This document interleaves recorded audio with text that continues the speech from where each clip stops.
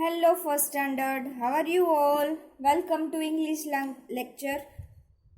Last we learned chapter 3, right? After bath, we completed this story and I explained this poem to you, right? And now we learn about chapter 4. What is our name of chapter 4? The bubble, the straw and the shoe. The bubble, the straw and the shoe. Listen and enjoy this story. Here one story for you. So listening and enjoying this story. Now I am reading this story and you focus on your book. Okay? The bubble, the straw and the shoe. Once upon a time, there lived a bubble, a straw, and a shoe. Once upon a time means एक जमाने की बात है. There lived, कहाँ पे रहते थे? Bubble, स्ट्रो and shoe. कौन कौन रहता था? वन बबल है, वन स्ट्रो एंड एक शू. शूज नहीं है, राइट? एस नहीं है, ये वन ही शू है, पैर नहीं है, एक ही शू है. तो यहाँ पे हम शू रीड करेंगे. One day they went into the forest. when it's going into the forest.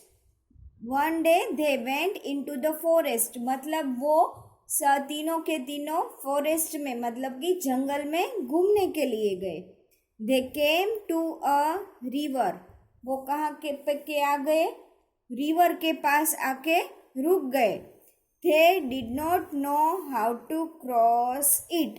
अब जो जंगल में जो रिवर थी उसको क्रॉस करके सामने की ओर जाना था, तो वो उसको पता नहीं था कि हम कैसे रिवर को क्रॉस करके सामने के बैंक पे जाए, right? The shoe said, bubble let us float on you. ये शू है, वो बबल को बोलता है कि let us float on you, मतलब हम तुम पे बैठ के तैर के जाते हैं. तुम पानी में तैरो और हम तुम्हारे ऊपर बैठ के ऐसे जाते हैं. तो बबल क्या बोलता है?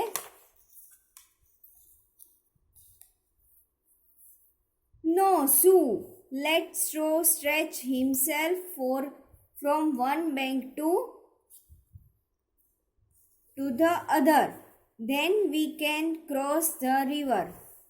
बबल है वो मना कर रहा है कि no, I cannot this floating to on me, right? So we tell straw, right? मतलब हम स्ट्रो को बोलते हैं कि वो अपने आप को एक बैंक से दूसरे बैंक तक खींच के रखे और हम उसके ऊपर से पास होके ऐसे एक बैंक से दूसरी बैंक पर चले जाए, राइट? वो ऐसा बोलता है. बबल है वो मना कर रहा है कि हम ऐसे मेरे ऊपर आके आप नहीं रिवर क्रॉस कर सकते हो, हम कैसे जाएंगे? तो कि स्ट्रो को बोलते हैं कि वो अपने आप को ऐसे एक जगह से दूसरी जगह खींच के रखे, तो हम उसके ऊपर जैसे वो making a bridge like, right? वो ब्रिज बना देगा तो हम उसके ऊपर से चले जाएंगे. तो स्ट्रो है वो कंफर्म हो जाता है उसकी बात पे. So the straw stretched himself for one bank to other. Straw है वो अपने आप को एक बैंक से दूसरे बैंक तक अपने आप को स्ट्रेच करता है, मतलब खींचता है, राइट? एक बैंक से अदर बैंक तक वो अपने आप को स्ट्रेच करता है. When the shoe jumped on the straw, it broke. पहले कौन गया? शू गया. जब शू है वो उसके ऊपर जंप करता है, किसके ऊपर? स्ट्रो के ऊपर.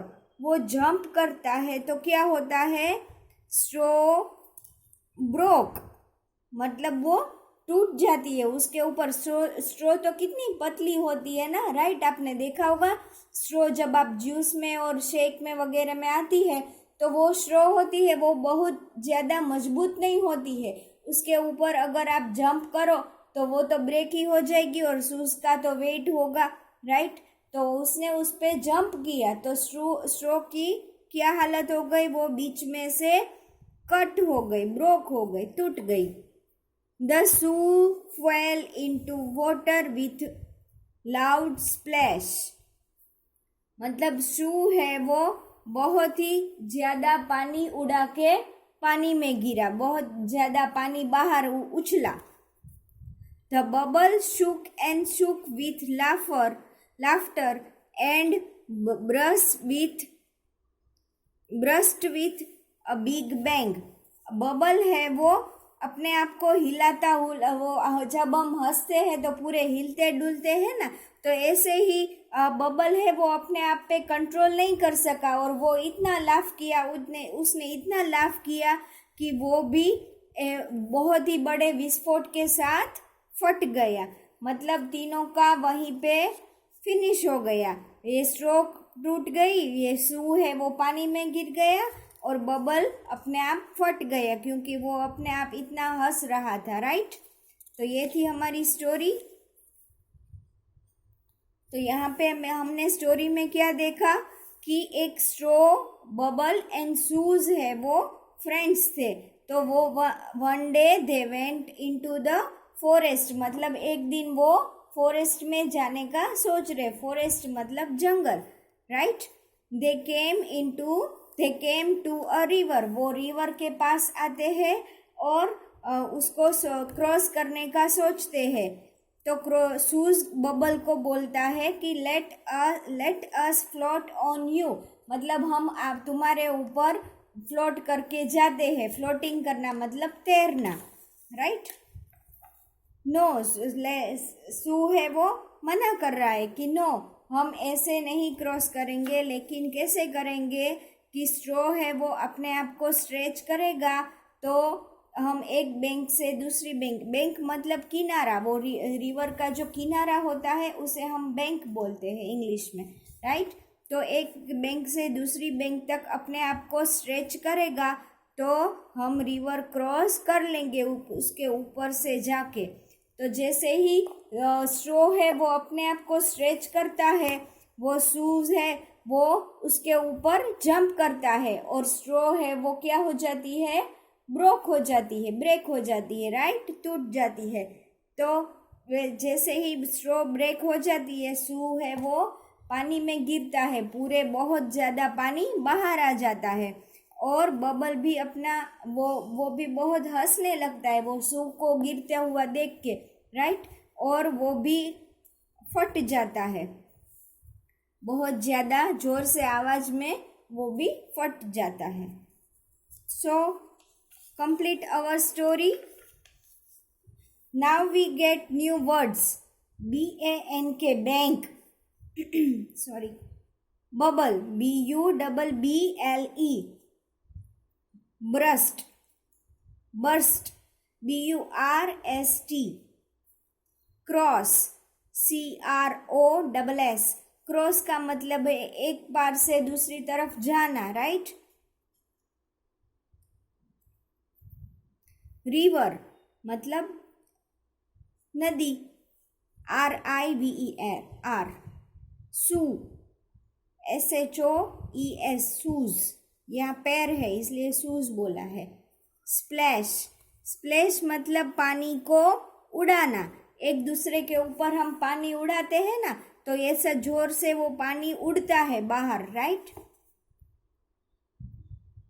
Let's read.